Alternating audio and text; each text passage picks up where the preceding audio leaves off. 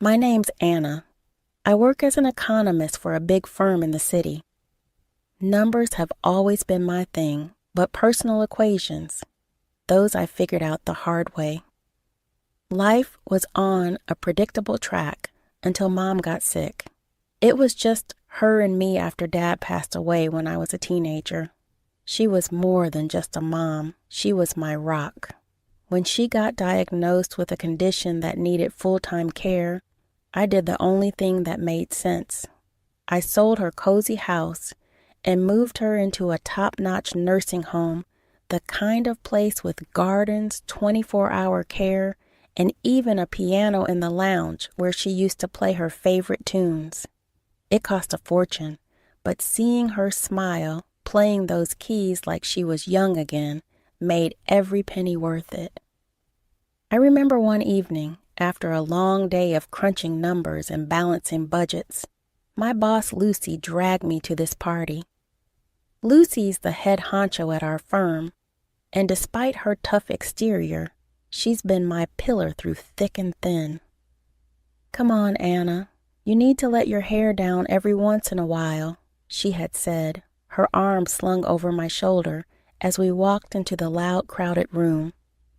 I was fumbling with my purse when I bumped into him, Ethan. He was all charm, from his crooked smile to his sparkly eyes.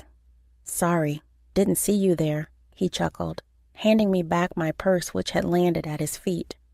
"It's all right, happens to the best of us," I replied, trying not to get lost in his deep blue eyes.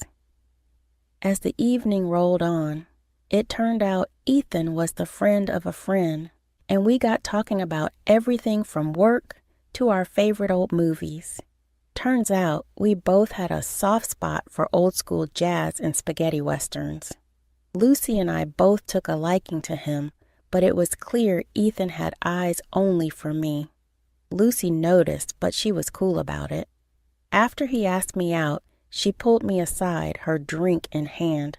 "He's cute, but if he messes with you, I'll kick his ass," she half-joked in her usual no-nonsense manner. Ethan and I started dating soon after. It was all dinners, long walks, and nights spent talking about everything under the stars. He was different, kind, attentive, and he made me laugh. God, did I laugh during those first few months. Lucy stayed my rock, supporting me through my mom's worsening health and my whirlwind romance with Ethan. When Ethan proposed, it was Lucy who helped me pick the dress, set up the venue, and even calm my nerves right before I walked down the aisle. Married life kicked off like a dream. We'd wake up late on weekends, brew strong coffee, and talk about our future. Like any newlywed couple, we had our hearts set on finding the perfect nest, our own little corner in this big, bustling city. We spent countless Sundays driving around, peering at for sale signs, and dragging ourselves through endless open houses. The thrill of the hunt was real, but so was the sticker shock. I still remember Ethan's face the first time we looked at a house within our budget. $300 grand for this? Are they out of their minds?" he blurted out as we toured a particularly cramped 2-bedroom that looked more like a rundown shack than a cozy love nest. "Maybe we're rushing into this. We could save up a bit more. Give it another year or two." His words made sense, and honestly, the pressure to find a house right away was eating at me too. "Yeah, maybe you're right. No need to rush. We've got plenty of time," I agreed, squeezing his hand. So we put the house hunt on pause. It seemed like the sensible thing to do, and life went on. But things shifted when my mom passed. It was sudden, a call in the middle of the night that left me scrambling to get to her side, only to arrive too late. Losing her was like losing my anchor, and in the weeks that followed, I walked around in a daze. Ethan was there, though, holding me at night, while I cried, making sure I ate something, even if it was just toast. One evening, As I was sorting through some of Mom's papers, I found documents from the nursing home about the remaining funds. It was a hefty sum, parked quietly in a savings account, around $200,000. I hadn't thought about it much with everything going on. Ethan was in the kitchen when I told him. His reaction was off. "Wow, that's a lot of money, babe. You know, that could buy us a house outright. No more mortgage worries," he said a little too quickly, his eyes not quite meeting mine. I remember frowning, feeling a twinge in my gut. "Yeah, maybe," I muttered, folding up the paper. "But let's think about it, okay? It's all pretty fresh." Sure, he replied, but there was a note in his voice that I couldn't place, something that made me watch him a little more closely as he turned back to chopping vegetables, his knife tapping rhythmically against the cutting board. After what felt like an eternity of house hunting and countless discussions, Ethan and I finally bought our dream home. We settled on a charming little place not too far from the city center, but still with enough backyard space for maybe a dog or two down the line. "We did it, babe," I said to Ethan as we stood in our new living room, boxes stacked around us waiting to be unpacked. "Yeah, we did," he smiled, wrapping his arms around me. "This is all ours." The house quickly turned into a project of love. We painted, decorated, and turned it into a home. Our weekends were filled with trips to furniture stores and discussions over coffee about which curtains matched the living room decor better. It was exhausting, but thrilling. A couple of months into our new homeowner bliss, Ethan suggested we visit his mom for dinner. "It's been a while, and she keeps asking about the house," he said one morning, looking up from his phone. I had only met his mom a few times. She lived on the outskirts of a small village, surrounded by forests and fields. Her house, much like her lifestyle, was quaint but cluttered with jars of herbs and tinctures. She was a firm believer in natural remedies, and often boasted about curing a cold with nothing but a special tea or a concoction of her own making. When we arrived, the aroma of something herbal wafted through the air. Ethan's mom, Martha, greeted us warmly, but looked a bit pale. "Oh, I've just been feeling under the weather," she explained, as she led us into the kitchen where dinner was laid out. "Have you seen a doctor?" I asked, concerned as we settled around the table. Martha scoffed, shaking her head vigorously. No, I don't trust those doctors. I've got my own remedies." She gestured towards the countless jars lining the shelves. During dinner, Martha's coughs seemed to worsen, and she casually mentioned, "You know, Anna, maybe you could stay for a few days, help me out around here with some things." I was caught off guard. "Oh, Martha, I wish I could, but work is slammed right now. We just took on a big project, and I can't really take any time off," I explained, trying to keep my tone gentle. "Maybe you should do what my mom did." Martha's eyes narrowed a bit. "I remember you put your mother in a nursing home," she said abruptly. "Maybe that's what you think I need, too." I felt a stab of pain at the mention of my mom. "It was the best option for her, Martha. She needed professional care that I couldn't provide at home." Martha shook her head, dismissing my explanation. "I would never let strangers take care of me. I'll stick to my herbs and tinctures," she declared, gesturing defiantly at her collection. The rest of the dinner passed in uncomfortable silence. Ethan didn't say much, and I felt the tension thickening. As we drove home, I tried to break the ice. "Ethan, I didn't mean to upset your mom. It's just—" He cut me off, his voice cold. "Maybe you could have been a bit more understanding, Anna. She's old school. You know how she is." When Ethan and I walked through the door of our home that night, the silence was deafening. The drive had been icy cold. the kind of silence that weighs down every word before it can be spoken. We both knew something had shifted, and not for the better. As I hung up my coat, Ethan finally broke the silence. "Anna, do you even love me?" His voice was a mix of frustration and disbelief. I turned, startled by his question. "What? Of course I do. Why would you even ask that?" He paced a bit before stopping in front of me, his eyes searching mine. "Because you wouldn't stay to help my mom. If you loved me, you'd care about my family too." I was taken aback. "Ethan, I do care. I've always supported your relationship with your mom, but I can't just drop everything and what? Lie there?" he snapped. "That's exactly what I'm talking about. You're not willing to make sacrifices." His words hung in the air, and I could feel the tension spike. Then he added something that rocked me to my core. "Maybe I was wrong about us. If you can't support me with this, maybe we shouldn't be together." I was speechless, my mind racing. This was not the man I married. The man I loved was understanding, compassionate, not the stranger making ultimatums. With nowhere else to turn, I called Lucy. Her phone rang a couple of times before she picked up. "Hey, Anna, everything okay?"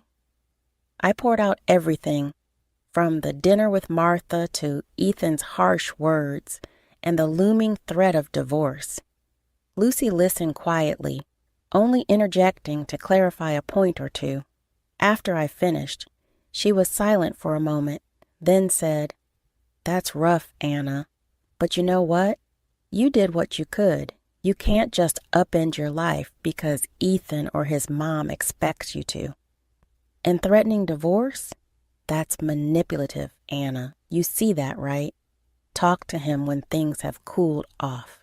The next few weeks were tough. Ethan became more withdrawn, barely helping around the house, always buried in his phone or out for long walks alone. Whenever his mom called, he put her on speakerphone, ensuring I heard every complaint about her health and how she was sure she'd die without our help. Each call ended with a significant look in my direction, a silent accusation. "Anna, please think about it. I'm not getting any better," Martha would plead, her voice loud and clear from the speaker. Ethan would glance over at me, his eyes hard. "You hear that, Anna? She needs us." But I couldn't bring myself to give in, not like this, not with guilt as the driving force. I knew I had to stand my ground, but with each passing day, the gap between Ethan and me widened, filled with unsaid words and unresolved tensions. 2 weeks later, Lucy and I were at our favorite cafe, a little spot we'd often escape to during work breaks. The noise of the city faded as we sipped our coffee and delved into our worlds.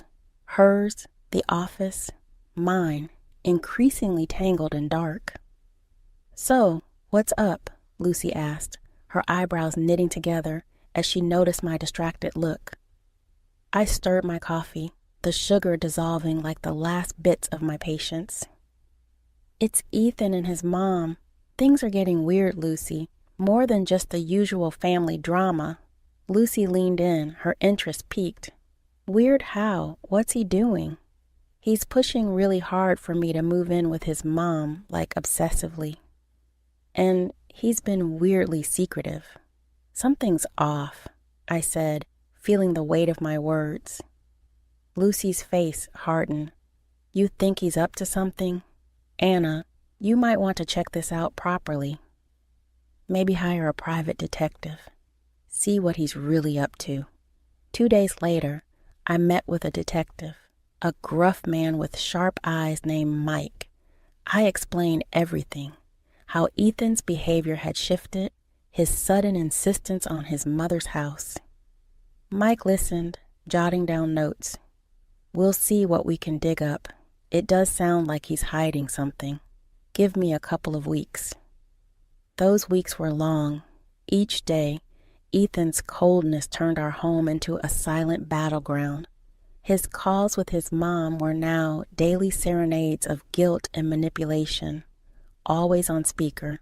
Then, the call I was waiting for came. "Anna, we need to talk." Mike's voice was grave, even over the phone. We met at the same cafe where I had confided in Lucy. Mike laid his findings out like a deck of cards, each one worse than the last. "Your husband's in deep trouble at work. He's on the verge of being fired because of some shady deals. And there's more. He's racked up a heap of debt, all under your radar," Mike started, his eyes never leaving mine. My heart sank. Debts? How much are we talking about? Enough that he's desperate. He's taken out loans against his future earnings, maxed out credit cards, the works. But here's the kicker. Mike paused, sliding a recording device across the table. I stared at it, my hands trembling as I pressed play. Ethan's voice filled the cafe, mingled with his mother's croaky whispers. "Once Anna moves in here and I get her to transfer her assets, we can handle everything. Her money will cover it all." Ethan's voice was cold, calculated. I stopped the recording, nausea rolling in my stomach. Betrayal wasn't a strong enough word for this. Mike's next words were a blur as he advised me to get legal protection, see a lawyer, and lock down my accounts fast. The next day, I met with a lawyer, a no-nonsense woman named Janet who specialized in family law. "We'll start by securing your accounts. Then we'll discuss your options regarding your marriage." As I left her office, a plan forming, I felt a strange mix of relief and devastation. Relief that I was taking steps to protect myself, and devastation that the man I loved, the man I had married, was a stranger. It was a week of sleepless nights and distracted days at work. The phone rang, startling me from a report I'd been staring at for far too long. It was Lucy. Her voice was urgent. "Anna, can you come to my office now? We need to talk." A chill ran down my spine. "Sure, I'll be right there," I replied, my mind racing with possibilities. Lucy's tone had been serious, more than usual. I made my way to her office, my stomach tightening with every step. As soon as I walked in, Lucy shut the door and gestured for me to sit. She looked grave, her usual playful demeanor gone. "Anna, there's something you need to hear," she began, her voice low. "Ethan has been calling me a lot. He's been making advances. He told me he made a mistake, that he should have chosen me, not you." My heart pounded painfully. "What? Lucy, what are you talking about?" She held up her hand, stopping my barrage of questions. "I recorded one of our conversations. You need to hear this yourself." She pulled out her phone, found a file, and pressed play. Ethan's voice filled the room, smooth and conniving. "Lucy, you know I've always liked you. If only I'd made the right choice back then, but it's not too late. We could fix that." My breath hitched as I listened, each word a dagger. But worse was yet to come. "I need a favor," Ethan continued on the recording. "Could you find a reason to let Anna go, fire her? Once she's out of work, I can convince her to move in with my mom, manage her finances, you know. Then there's nothing stopping us. Just think about it, just us together." I sat there numb as the recording ended. Lucy's face was a mask of fury and disgust. "I played along, Anna, to see how far he'd go. He actually thought I was on his side," she explained, her voice thick with anger. "Why would he want me to move in with his mom so badly?" I managed to ask, my voice barely a whisper. Lucy shrugged, her lips pressed into a thin line. "I don't know, Anna, but it's clear he's planning something sinister. You've got to be careful. Find out what he's really up to." I nodded, my mind a whirlwind of hurt and confusion. I will. I just need to think about how to handle this. Whatever you need, I'm here for you. We'll figure this out together, Lucy said, her hand reaching across the desk to squeeze mine. I left her office with a heavy heart. Ethan's betrayal was deeper and more twisted than I could have imagined. All this time, his plans, his deception, it was overwhelming. That evening, as I sat across from Ethan at dinner, watching him pretend like nothing was amiss, I felt like I was seeing him for the first time. After dinner, I retreated to our bedroom under the guise of needing an early night. Instead, I lay there staring at the ceiling, plotting my next move. My thoughts kept circling back to one thing. Why was it so important for Ethan to get me to his mother's house? What was the ultimate gain? Driving to Martha's house felt different this time. As we pulled up, she greeted us at the door, leaning heavily on her walking stick. Her pale face broke into a strained smile. "Oh, Ethan, Anna, it's so good to see you both. I really could use some help around here. I barely manage to get around these days." Ethan shot me a look, his eyes pleading for me to say something supportive. I nodded slightly, swallowing my apprehension. "I'm sorry to hear that, Martha. It must be tough." As we settled into the uncomfortable familiarity of the living room, with its shelves of dusty books and jars of herbs, Martha's complaints grew more frequent. She lamented her inability to even venture into her beloved garden. "Maybe a short walk might help. If you're up for it, I could help you to the garden," I suggested, watching her closely. "Oh, that would be lovely, dear," Martha beamed. "I just need to grab a sweater from the car. It's a bit chilly today," I said, excusing myself. Once outside, I quickly pulled out my phone, activated the dictaphone app, and slipped it into my pocket. My hands shook as I headed back, knowing that whatever was about to unfold would change everything. I helped Martha to her feet, and we slowly made our way to the garden. "I'll be right back, just going to the bathroom," I murmured to Ethan, detouring back inside. Instead of heading to the bathroom, I tucked myself away in a small alcove near the living room, out of sight, but within earshot. Their voices were low but clear, and what I heard froze my blood. "Everything's almost ready, Mom. Just a bit longer, and I'll bring Anna here for a visit," Ethan said, his tone disturbingly casual. Martha's response was a chilling giggle. "I prepared everything, dear. Those special herbs I told you about, they'll do the trick. No one will suspect a thing once she starts drinking them."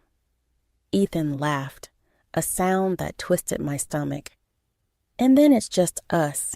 We can finally use her money to clear my debts and more."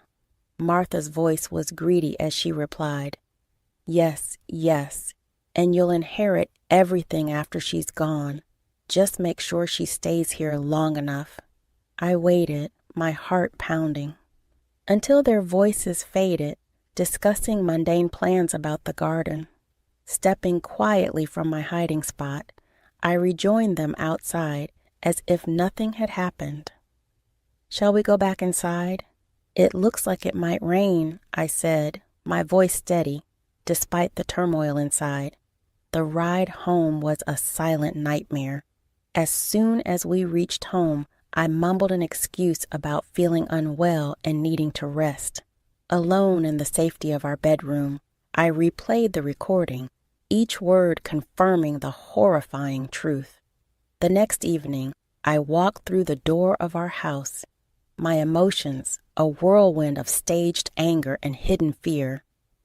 Ethan was in the living room, idly flipping through a magazine.